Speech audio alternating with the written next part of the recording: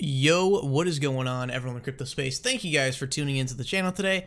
Really do appreciate it. Now, guys, just day after day after day, we are continuing to hear about more and more and more deployment of RippleNet actually coming into production within these banks. So let me kind of put this into perspective for you.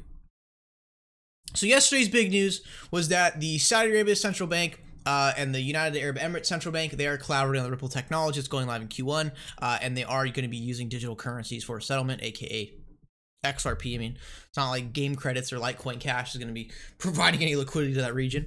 But all jokes aside, on a serious note, Saudi Arabia Central Bank, United Arab Emirates Central Bank, they're collaborating on Ripple tech, and they're going live in Q1. That was the the big news of yesterday. And now we come to today, just a day after, not even 24 hours ahead. We're seeing UAE Exchange and Ripple, now they are going to launch remittances to Asia by Q1. And then so the UAE Exchange, it's based, obviously in the same country as UAE Central Bank. The UAE Exchange is a company in United Arab Emirates, and they are planning to launch on the Ripple technology with two other Asian banks in Q1 2019. This just came out today. And by the way, on a speculative note, those two Asian banks, I bet you are SBI and SCB. I'm just right there, Alex Cobb is calling it. It's SCB and SBI. But so yeah, so yesterday's news was the central banks. We got more clarification on their actual production going live in 2019. And then just today we got the news of the UAE Exchange and Ripple going live in Q1 2019. But then we actually have more information. We actually didn't even go over it into the stream today. So here's the big breaking news, actually. The blockchain and the Great British Pound transfer period in ACBank. And the reason why this English is kind of weird is because it is translated. This is a Turkish-based news media, so that's where it's translated from. So from ACBank to Santander UK through the Ripple blockchain infrastructure, the Great British Pound money transfers did indeed start. So last year, ACBank launched international money transfer service. International money transfer using a blockchain with the cooperation of Ripple, and presented this service to its customers with the latest update. Here's what we're witnessing here. So ACBank and Santander, I'll prove this to you guys right now, both confirmed Ripple partners. Santander right there.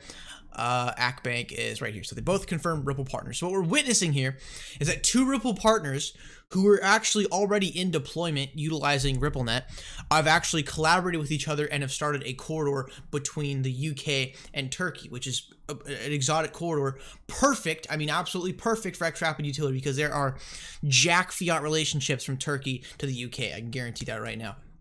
So what we have witnessed here is that these two companies, they are nothing new to the RippleNet, but it's these two Ripple partners have now actually collaborated with each other and have created a corridor on the RippleNet. That's why it's much more beneficial to have as many banks and institutions on the RippleNet as possible. That's why when theories came out about, oh, this bank's gonna exclusively use Ripple and no other certain bank can use it, it's like, no. The benefit to the Ripple network, the value in it is having connections and having a network of hundreds and hundreds of, if not thousands, financial institutions on the network. So what we have seen here is two Ripple partners, ACBank and Santander. They've both sat down, collaborated, and created a corridor between UK and Turkey. Whether or not XRP is utilized, there's no clarification there quite yet. But again, getting that RippleNet into production within these real banks and institutions, it's a serious step forward. Remember, Xcurrent 4.0 has seamless plugin into XRapid and multi-hop to utilize XRapid. So this is where, to me, the discussion of, oh, does it or does it not use XRP,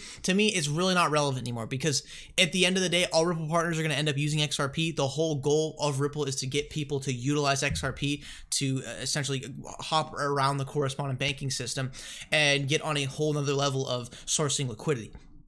So, whether or not it uses XRP, that's not a concern to me. Getting this more into production is actually my concern, and I have no doubt in my mind all Ripple partners one day are going to end up using XRP. There's just, I mean, you can clearly tell the RippleNet's being built around the XRP ecosystem. I mean, come on, we got the XRapid, which is exclusively XRP. Xcurrent can seamlessly integrate to XRapid. Cannot, like, if you read between the lines, you can see every partner is going to end up using XRP. And with a corridor like a corridor like Turkey to the UK, that's pretty exotic. There is not a lot of liquidity going on there. I mean, I bet if you check on the Forex charts right now, the chart's going to be all tacky. There's not a lot of liquidity there, and I doubt the fiat relationships are too good. So my bet, they're using XRP. So, last kind of thing I wanted to end this video on is something I'm really noticing now, is that we've heard from three different three different projects, or three different, like, projects being built on RippleNet, are going live until Q1 2019. And this is where I'm getting the suspicion that Ripple is planning to have a bulk of their clients go live in the time frame of Q1 2019. Now, let me prove this to you real quick. So yesterday, Saudi Arabia, United Arab Emirates Central Bank, they want to go live Q1. UAE Exchange Ripple going live Q1.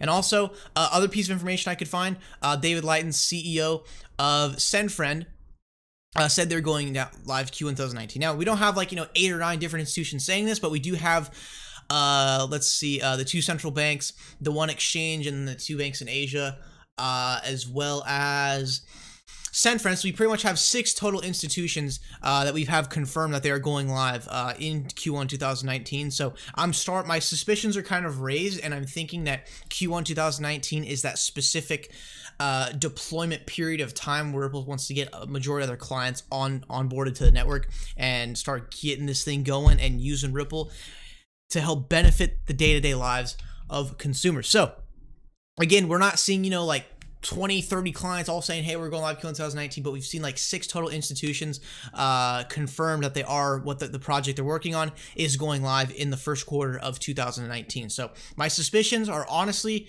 there, and I'm thinking Q1 2019, that's going to be that period of time where Ripple's going to have a majority of their early adopter deployment, and I really think that's coming to fruition. Because guys, literally yesterday, we got news of Ripple deployment, and today, just today, we got 2 pieces of information on Ripple deployment. And by the way, before that, we just had an app go live in Korea using RippleNet. So it's like day after day after day, we keep hearing more and more developments of deployment. And I'm really excited for 2019 because it seems like Q1 is really setting out to be that phase of serious deployment, and get it finally commercialized and get Ripple into the banks institution. So as we can transition from concept into production, people will start to take this project a lot more seriously and drive a lot more investors. So thank you guys for watching the video today.